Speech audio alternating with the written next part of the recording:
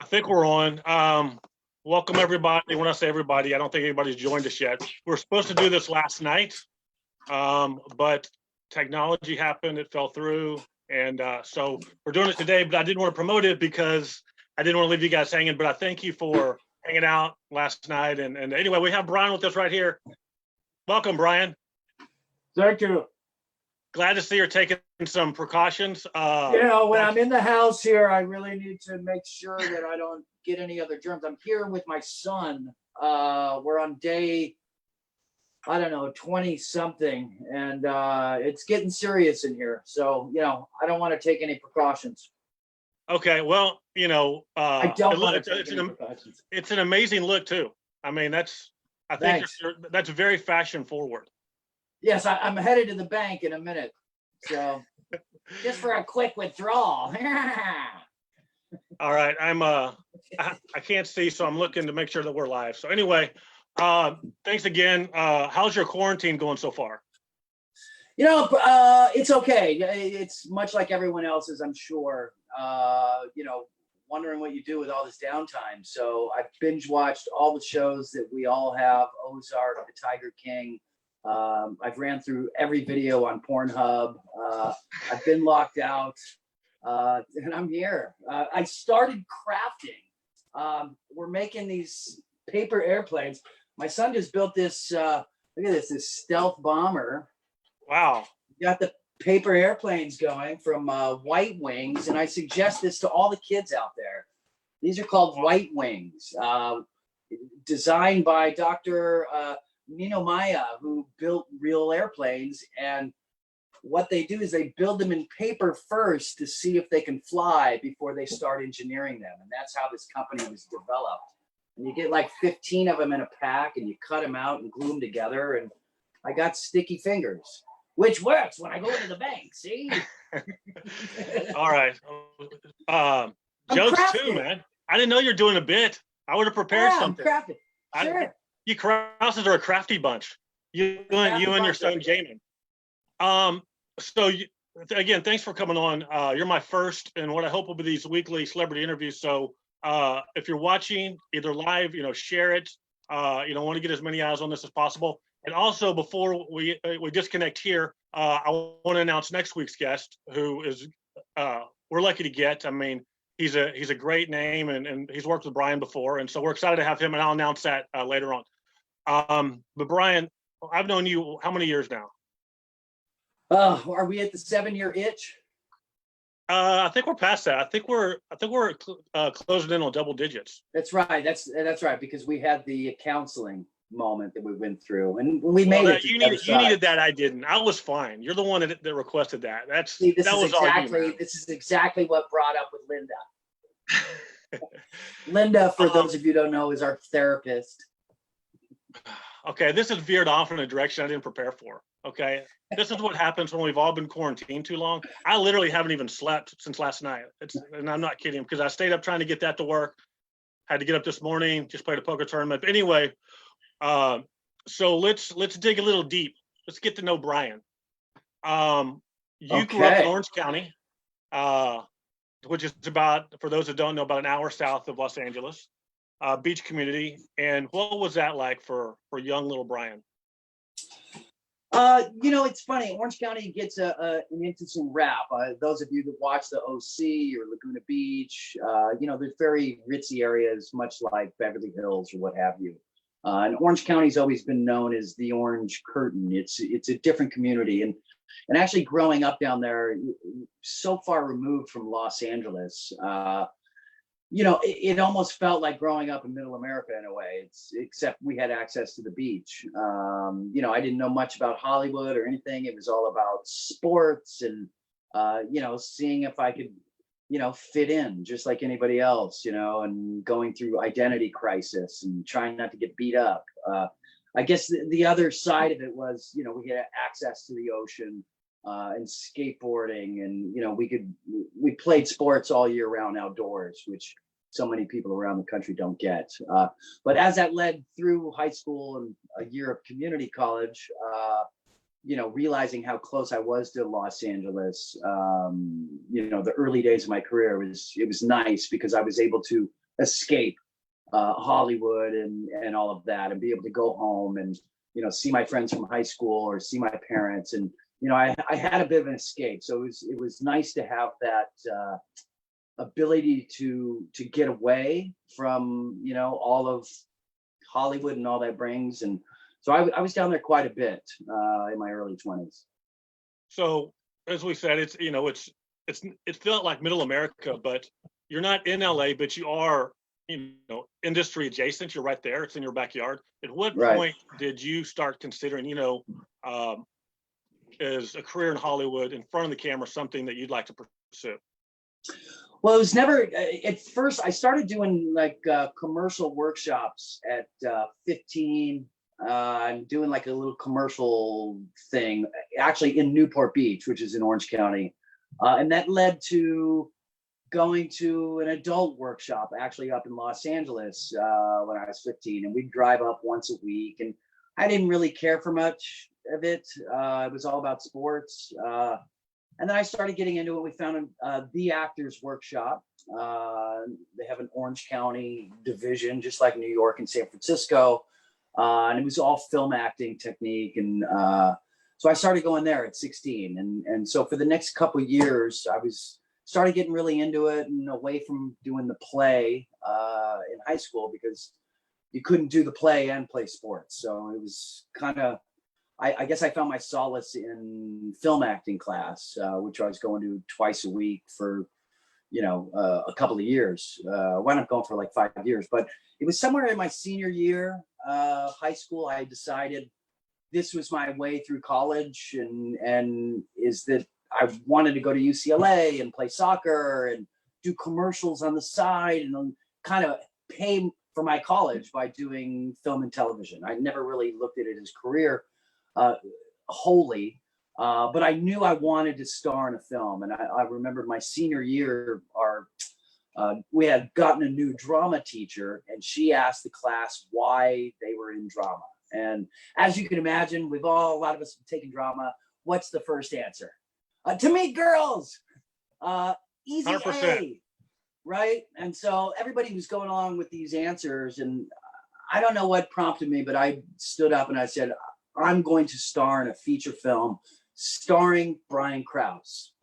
And everybody laughed, and everybody turned around and snickered and told me how impossible it was and it'll never happen. And I think that lit a little more fire under my belly. And the next year I went to community college to play soccer, to hopefully transfer to UCLA. And that's when I realized I'm not that good at soccer.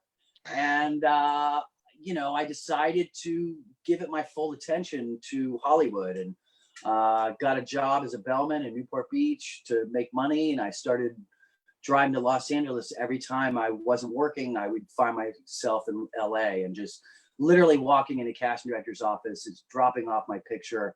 Here's my new resume. Here's my picture. And I would sneak onto lots. I'd sneak onto every lot possible just to hang out and knock on casting directors' doors and literally hand them my picture and say, here I am. And that never really turned into a job, but there's plenty of those casting directors that I've met then that brought me back over the years that eventually led to a job. And I know that's not possible today, but back then, that's kind of how I went about it.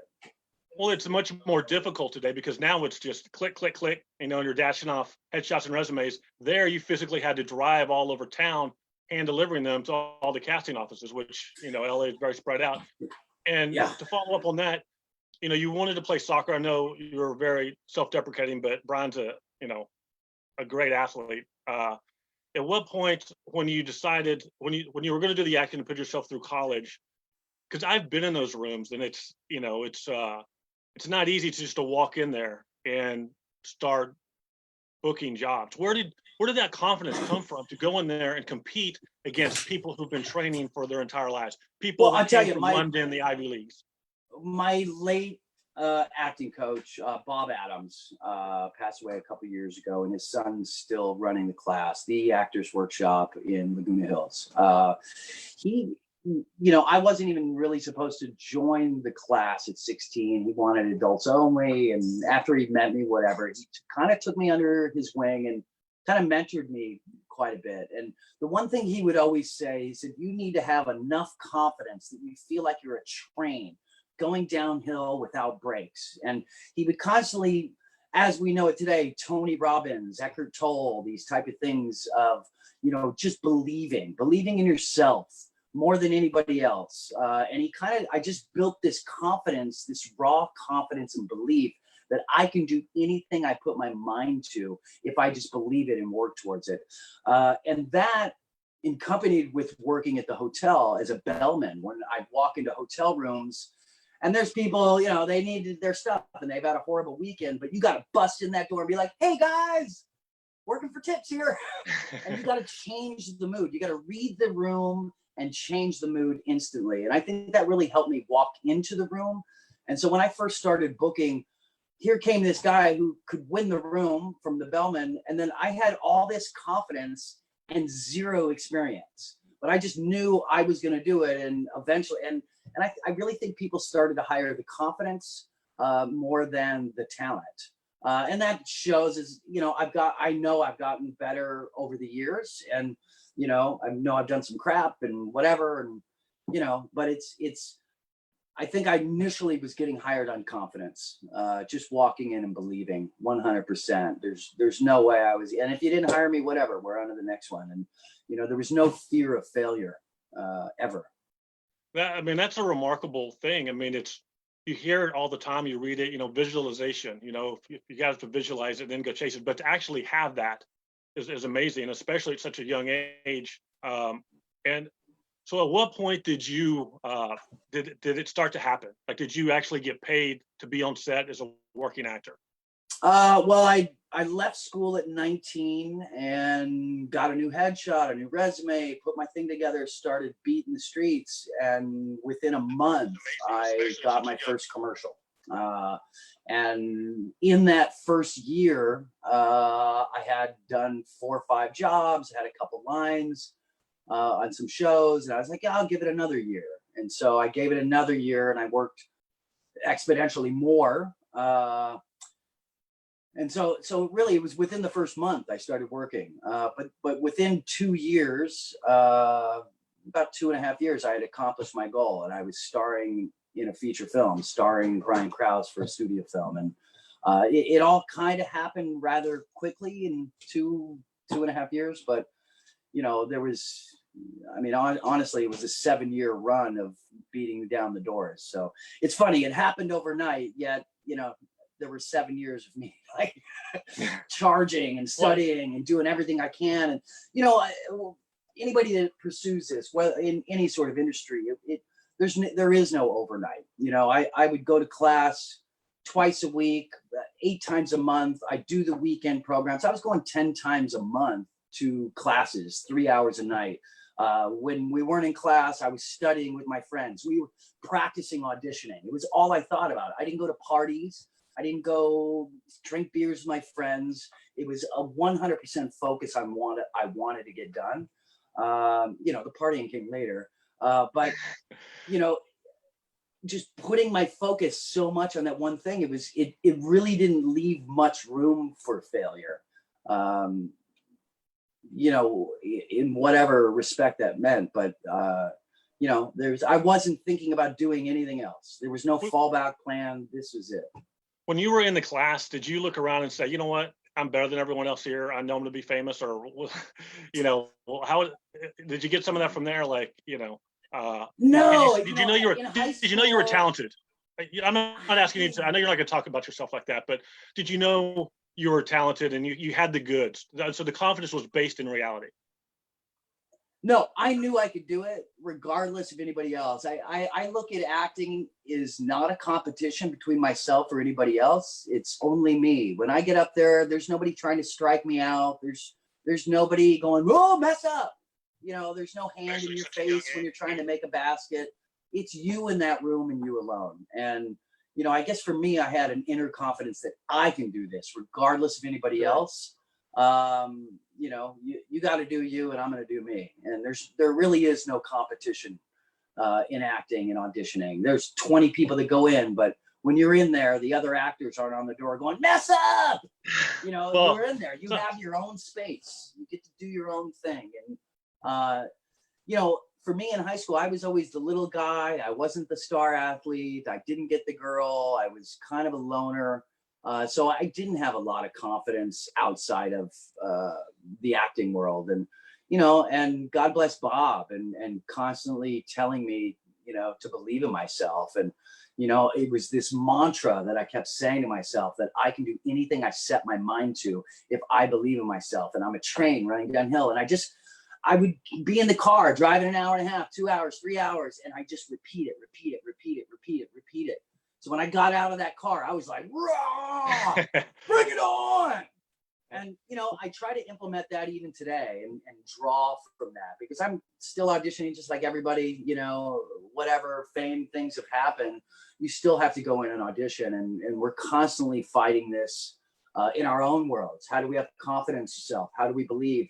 I've had so many failures, so many jobs that were closed, failed, so many projects I thought were going to be good that went away.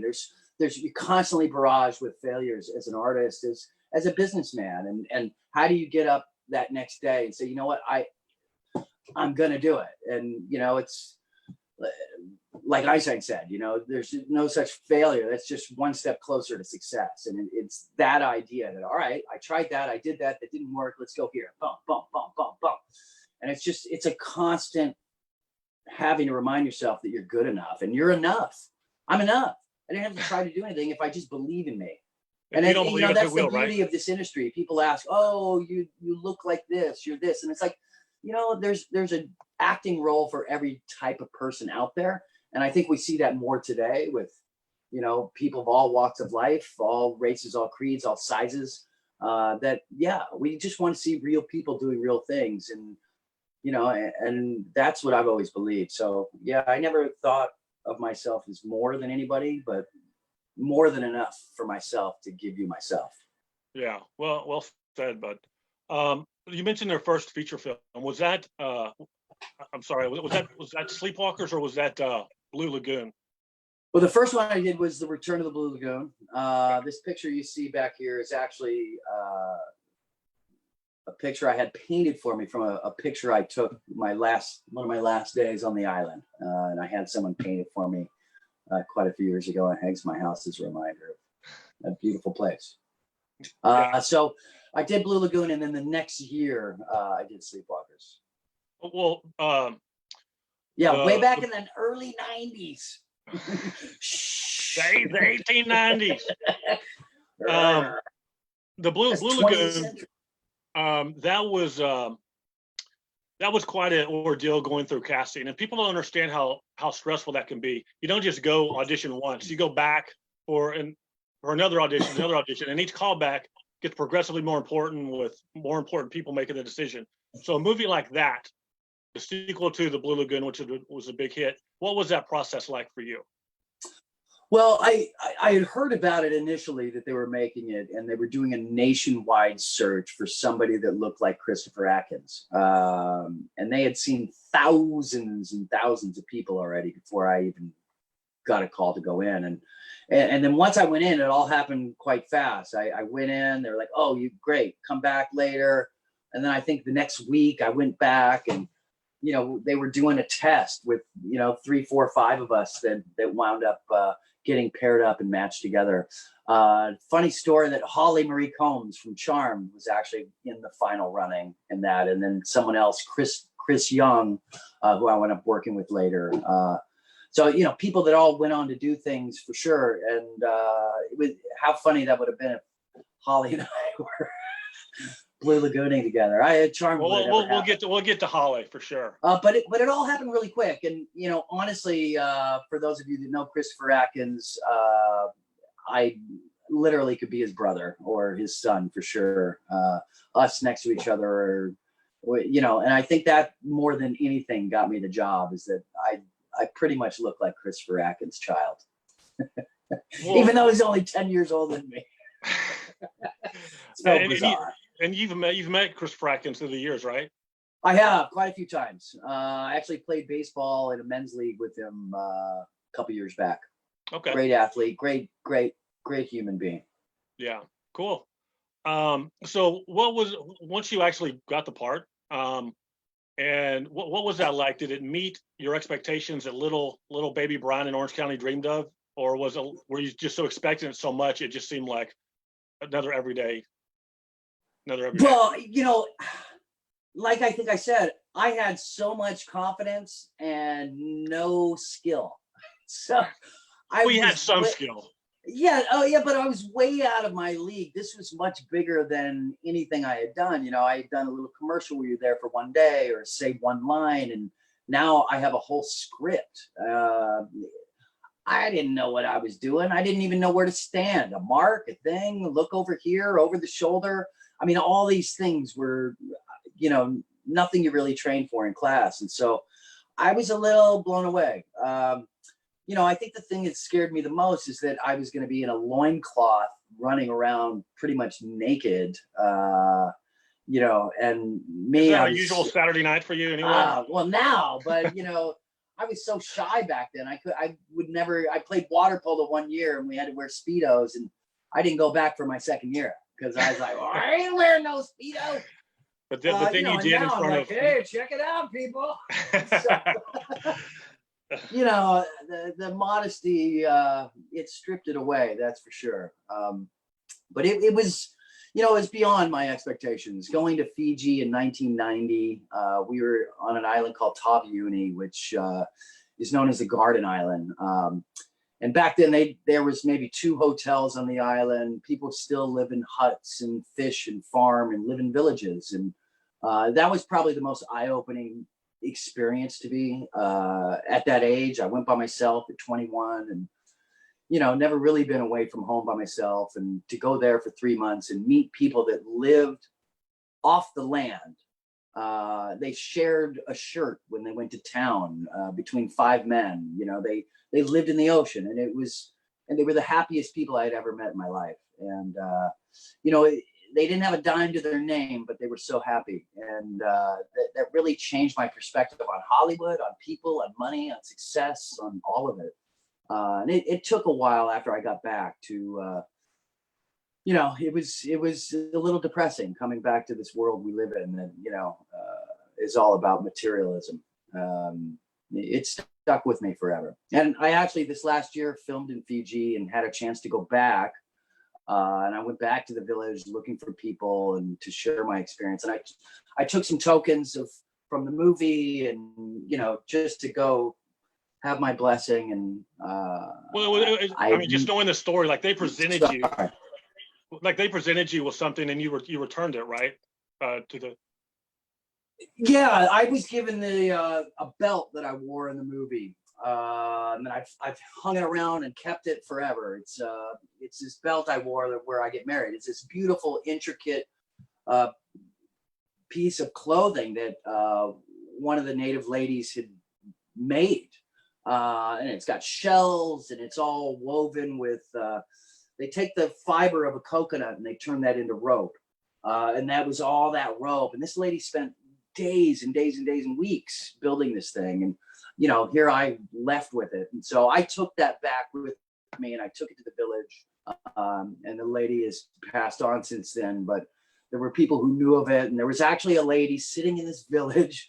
You got to imagine these huts have no doors. There's nothing, but they have a satellite. And this lady knew the Blue Lagoon. She had it on a tape.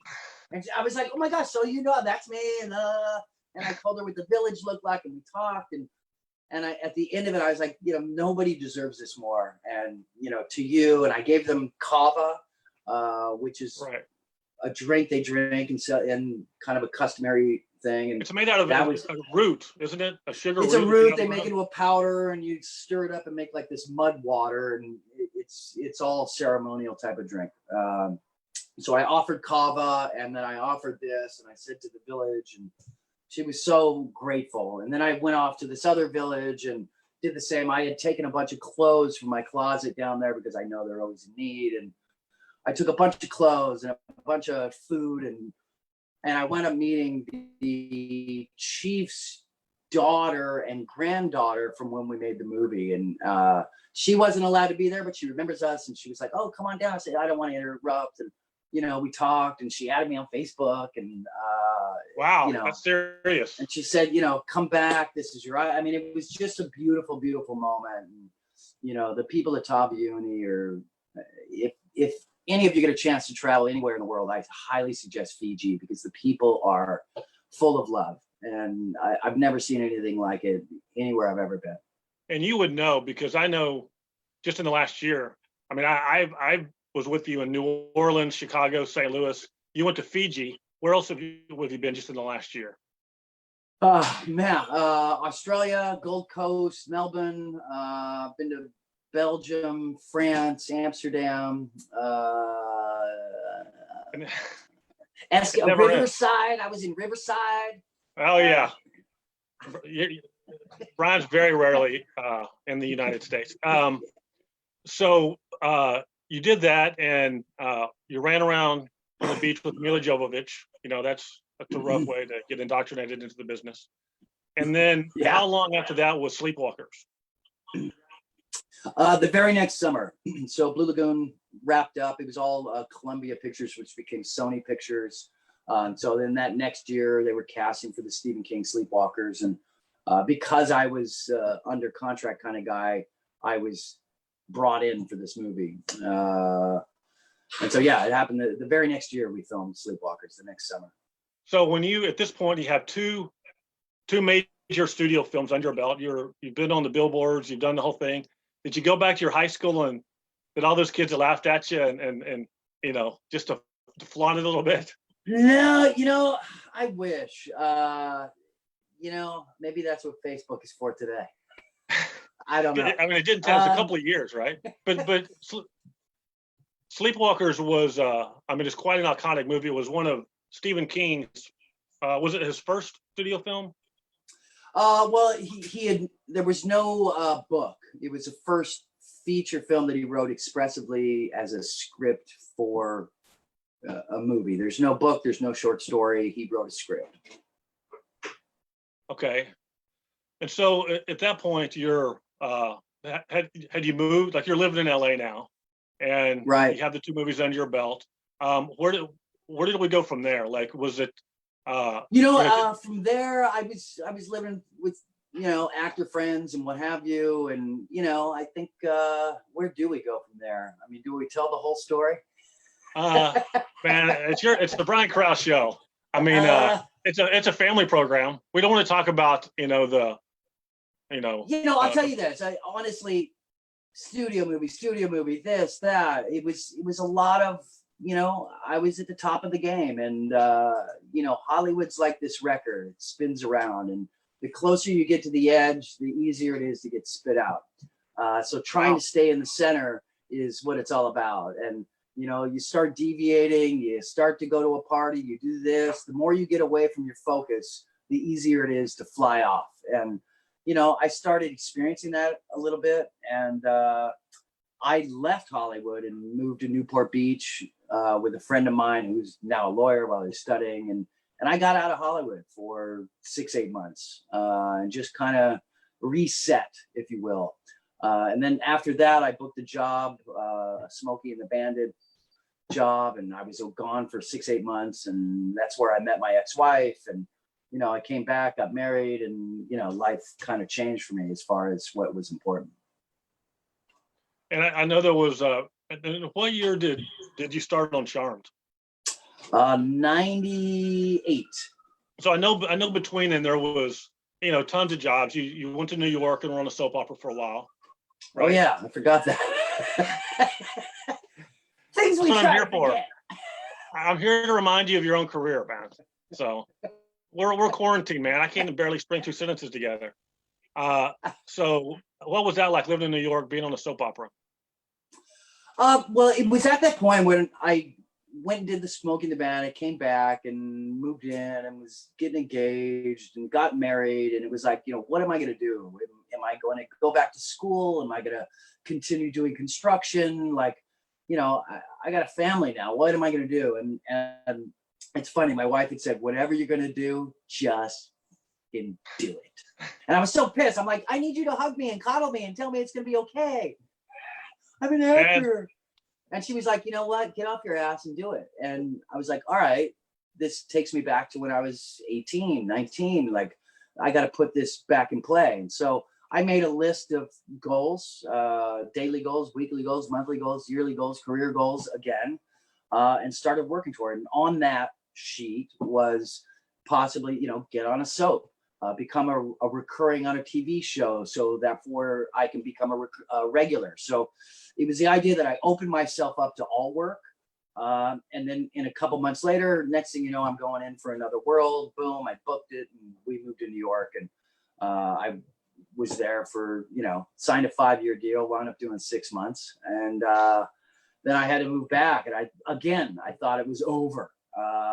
But a little bit on the soap opera work, I tell you, that's some of the hardest work out there. I can attest to that. I was averaging 30 pages a day, word for word, no cue cards, no things. It's a lot of memorization. And, I'd be up till 2, 3 in the morning and have to be there at 7 and, put things down, sleep for 10 minutes, go to work and just, and, it's hard work for sure. People don't realize that a network show, an hour-long network show takes 8 days to shoot, and they shoot an hour soap opera in 1 day, and then they're two. Okay, 2. Y'all worked a little faster than we did. Yeah, they were shooting 2, and I'll never forget. Tom Eplin was like, "Oh man, I do 110 pages all the time." Oh geez. I'm like, you do 110 pages memorized word for word? I can't even read 110 pages. They average, some of the regulars average 60 pages a day. 100% memorized word for word. I mean, it was just impressive. It's really impressive. At that point, you're not even acting. You're just trying to regurgitate the lines. I mean, and they did it well, the which was amazing. I mean, kudos to them. And that's when you see people that are really good in the soap world. I mean, it's kudos to hats off. Okay, let's move on to Charmed. So I moved back. Now I've just been fired off of soap. Life is over. I moved to Van Nuys, and I was like, what am I gonna do? Do I go back to construction? Do I, I had to make money, and that went on for a year or two of up and down and up and down and up and down, and I was really at this point where I just thought, it's over. It's over. I got fired off of soap. It's over. And you said that twice. What?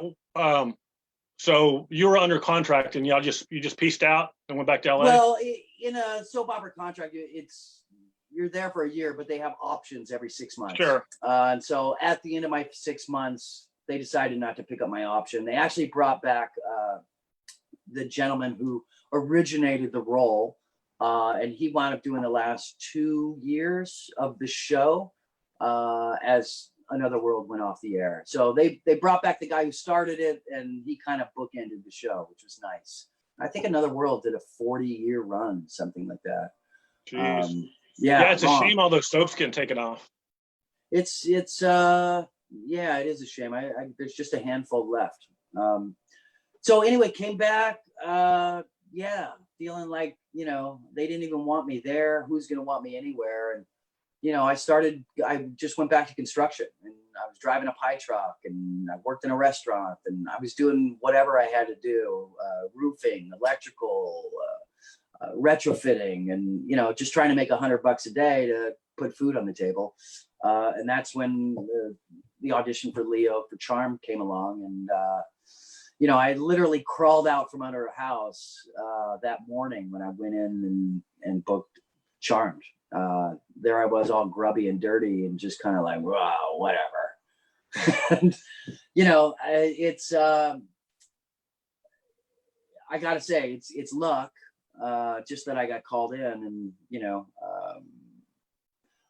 but I had it in my head that it was still part of the goal. So I don't know what to attribute to.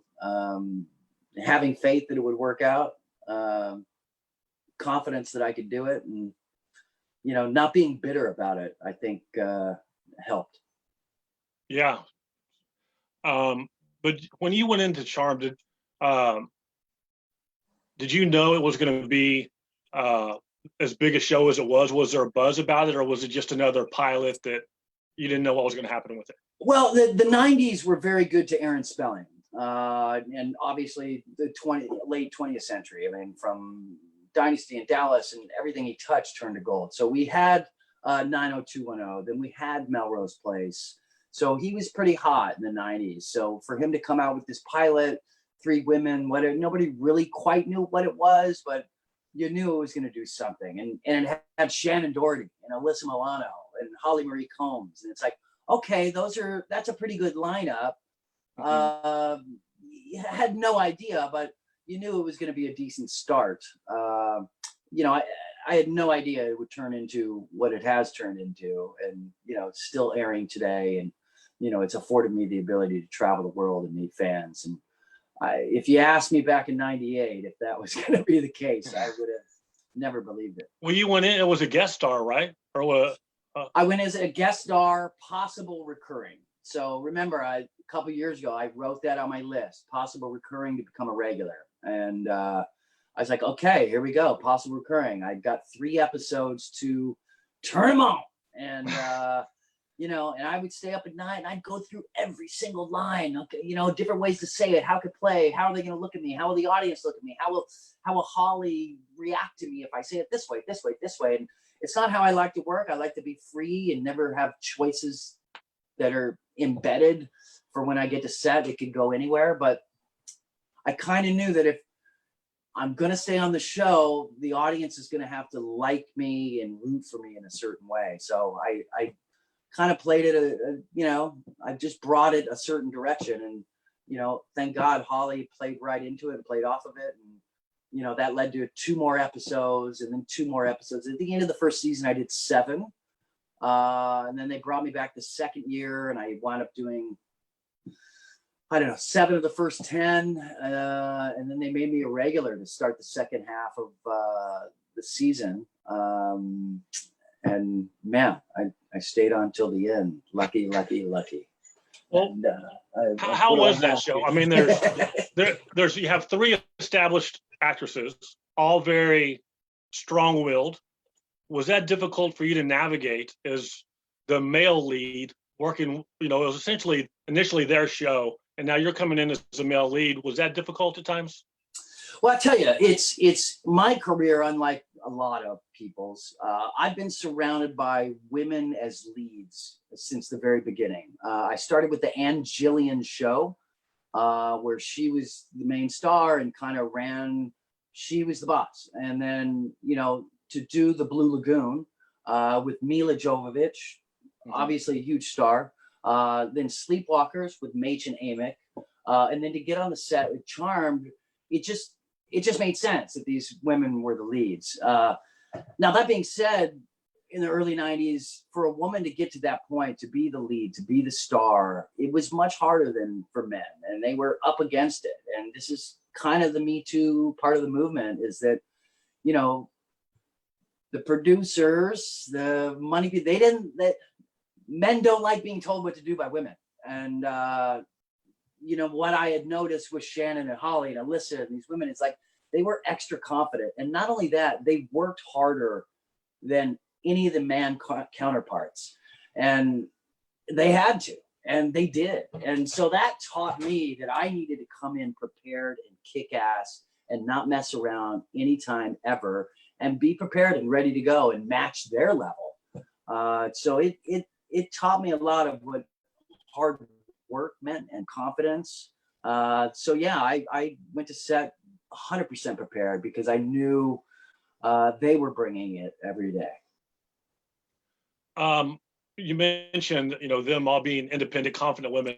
Alyssa Milano, who we for those who don't know, Charm, she was on Who's the Boss, and as a lifer in the industry, she's been credited with mostly creating the whole Me Too movement, which has swept Hollywood the last few years. It caused a big time change. Was she that type of activist at the time, or did she grow into that? I think she's grown into it. Her parents were always activists and super liberal with the world. she kind of grew up with that point of view, I would imagine, of, you know, being helpful to all and being a voice. Whether she started the Me Too movement or not, or she's being credited to it, I'm not sure where that started. And I know Rose McGowan had a big part in that. You know, she was put in a position that she could use her voice. And I know a lot of the audience loves her and a lot of it doesn't. But, you know, she's up there with a voice and she's using it for something she believes in. And whether you believe in it politically or not, it's you know, kudos. She's using her platform to the nth degree right now. And, you know, I don't always agree with her politics or some of the things she says, but, you know, I got to respect it that she's out there and she's willing to put herself out there and take the flack from all the haters. And she's just keeps pushing through.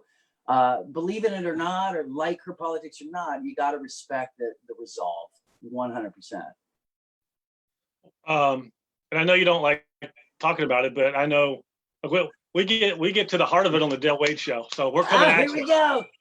You and Alyssa dated like during the show. Am I right? Can we cut this part out? No, this is the only part that's going to air. This was all a prologue just to get here.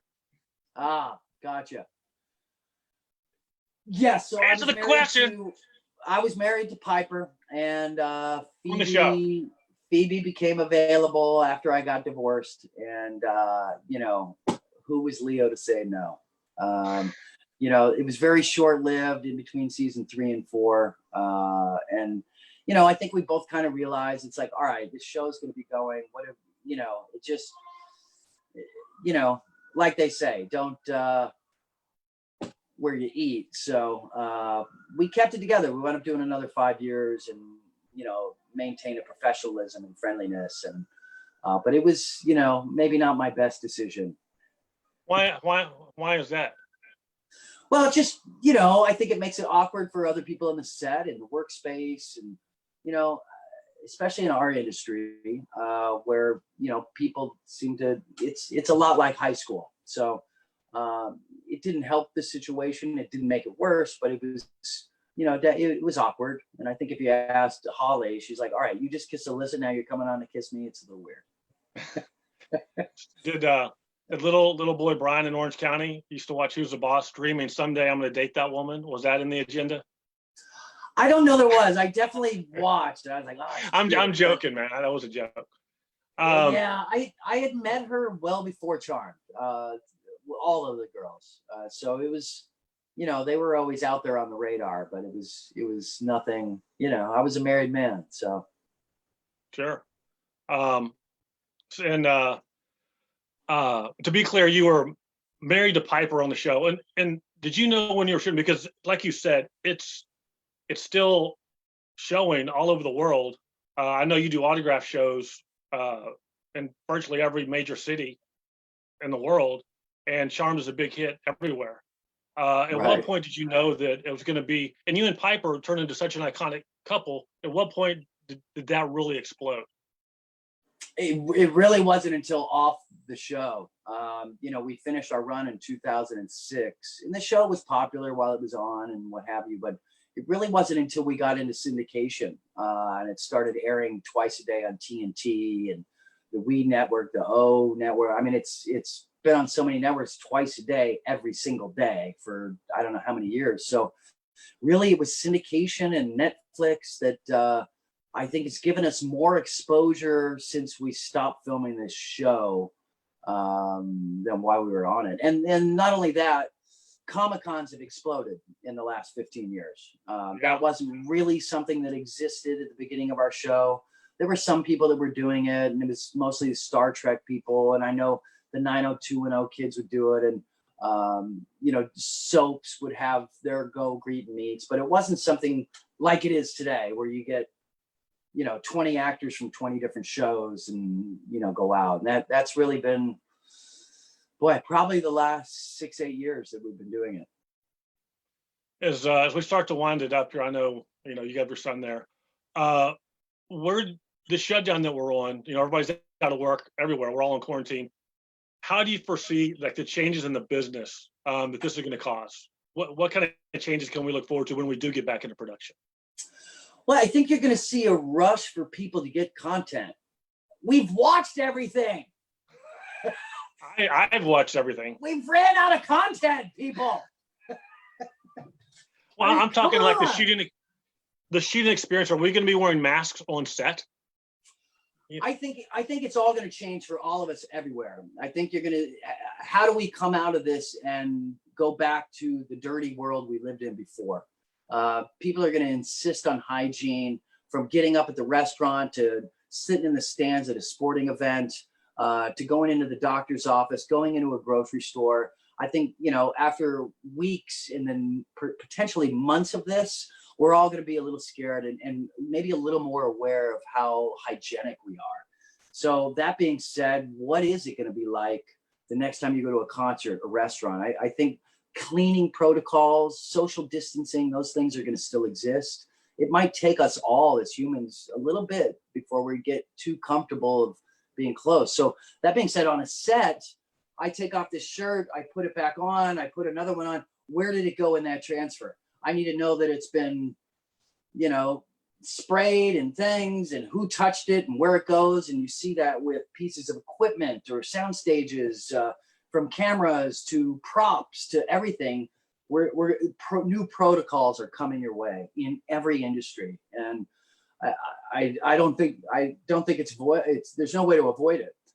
The one thing I do hope that when we walk back out of our houses and we go look at the streets downtown or wherever, we see tents and people living on the streets and trash, that we say that's not acceptable anymore, and we force our politicians to take the money that they've raised and open the hospital and help get people off the street, because they're susceptible, and it's just a piece. Like, we obviously can act very quickly building hospitals. I think we just proved that. So why can't we transition that into mental hospitals and facilities for people that are dire in need? And the money is there. It really takes people pushing it. And that's the one thing that I hope to see come out of this. The regulations in restaurants and workplaces, it's going to be unfortunate, but we're in a whole new world. It's a whole new world. And I have my hygieninator, I call it. It's my little vial, my little rack. I squirt it on, I wipe it down, I keep my place, my own space clean. And just a little tidbit about Brian was a germaphobe before this started, so he's going to be no, off the charts. not at all. I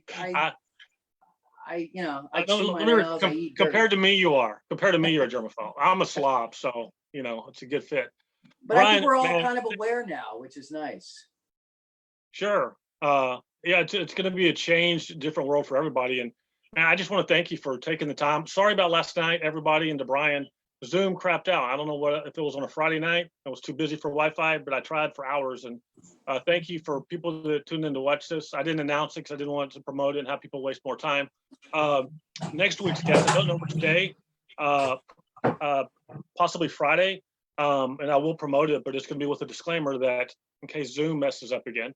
Well, I'll tell you, Dale, if anybody responds to this, if you want to pick someone that is the favorite fan, maybe they're a big Charm fan, I have an original script here. Oh wow!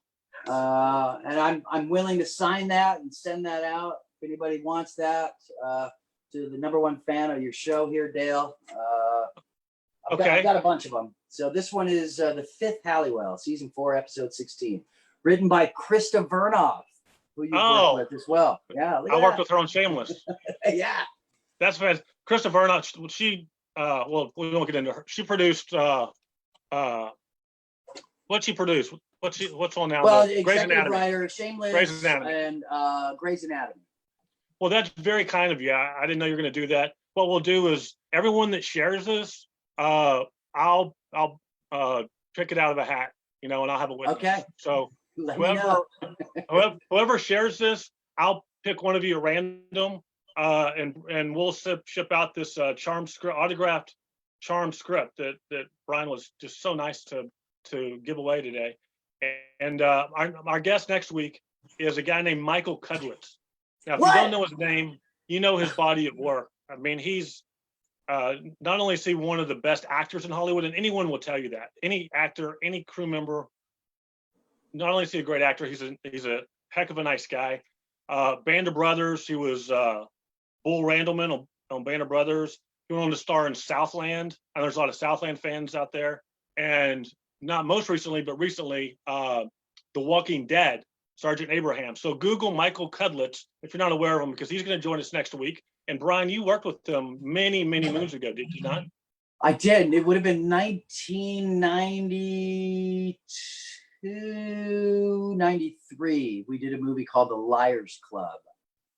I was the star football player who some girl accused me of date raping her. And like a good buddy, he, in movie land, he took care of my problem.